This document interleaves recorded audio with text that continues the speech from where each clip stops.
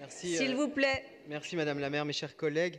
Je souhaite avant tout avoir un petit mot de remerciement pour l'ensemble des collaborateurs et collaboratrices, et en particulier celles et ceux de votre cabinet, de celui de votre adjoint et des services pour la préparation de ce débat ô combien essentiel.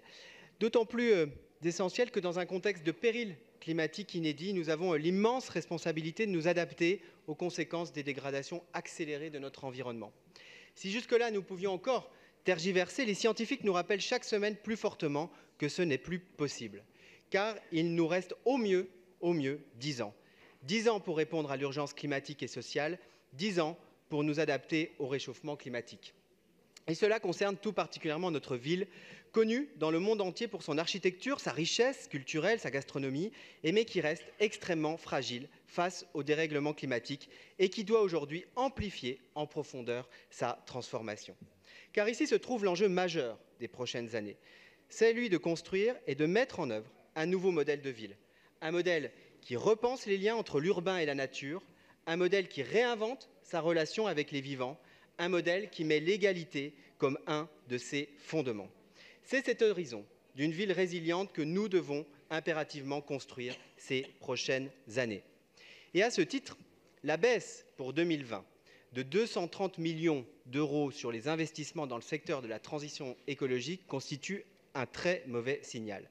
Alors même que le plan d'investissement n'est réalisé qu'à hauteur de 80%, alors même que le plan vélo, par exemple, n'est réalisé qu'à hauteur de 30%, alors même que notre niveau d'endettement diminue et que l'épargne brute augmente. En pleine COP25, admettons que cette baisse apparaît pour le moins choquante. L'amendement que nous avons déposé, prévoyant de réinjecter 80 millions d'euros d'investissement exclusivement sur des chantiers liés à la transition écologique, constitue ce qu'on pourrait appeler un correctif. Surtout qu'il n'impacte en aucun cas notre niveau d'endettement, ramenant simplement le niveau d'épargne brute à hauteur de celui de 2019, conformément à une logique de bonne gestion qui a d'ailleurs prévalu dans nos choix durant tout ce mandat. Donc je vous remercie, cher Emmanuel, d'avoir accepté 15 millions d'euros de crédits de paiement et 80 millions d'autorisations de programme. Mais soyons clairs, c'est pour nous insuffisant. Face à l'urgence, il faut aller plus loin et maintenir un très haut niveau d'investissement sur la transition écologique.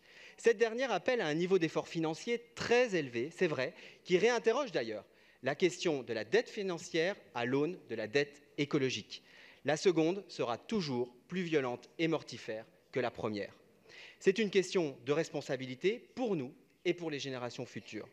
C'est cet esprit de responsabilité qui, aujourd'hui, nous amène à voter ce budget rectifié de ces 15 millions d'euros. Mais nous maintiendrons notre amendement budgétaire et je souhaite qu'un scrutin public soit organisé sur le vote de cet amendement.